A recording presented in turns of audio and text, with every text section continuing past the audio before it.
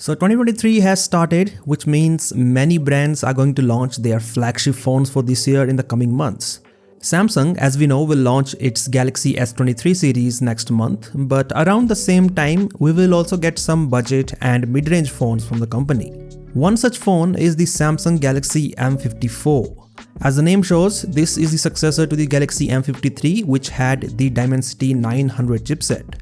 The Galaxy M54 has been spotted on some benchmarking websites, and recently the phone also got the BIS certification, which means it should launch in the Indian market soon.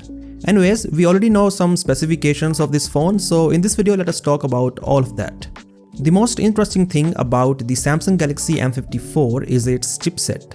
The Galaxy M53 with a MediaTek chipset was definitely a surprise because the previous two phones, that is the Galaxy M51 and the Galaxy M52, had Qualcomm SoCs. The Galaxy M54 does not have a Qualcomm or MediaTek chipset. Instead, Samsung went with its Exynos 1380 chipset for this phone. The Exynos 1380 is not yet official, so we are expecting that it will be announced with the Galaxy M54 or maybe just a few days before the launch. As the name indicates, the Exynos 1380 is the successor to the Exynos 1280, which powered the phones such as the Galaxy A53 and the Galaxy M33. We don't know the specifications of the Exynos 1380, but we do know the benchmark scores.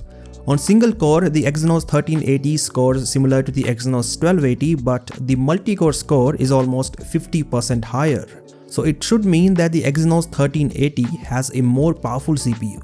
As for the other specifications, we know the Galaxy M54 has a 6.7-inch display and it is a 120Hz Super AMOLED panel with a Full HD Plus resolution. So this sounds like the same display as on the Galaxy M53. The charging speed is also the same, that is 25 watt.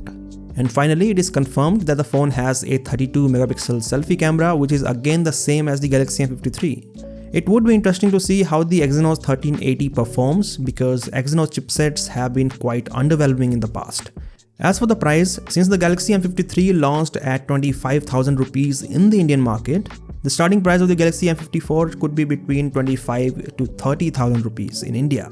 Anyways, what do you think of the Exynos chipset inside the Galaxy M54? Do let me know your opinions in the comment section below, and as always, I'll catch you in the next one.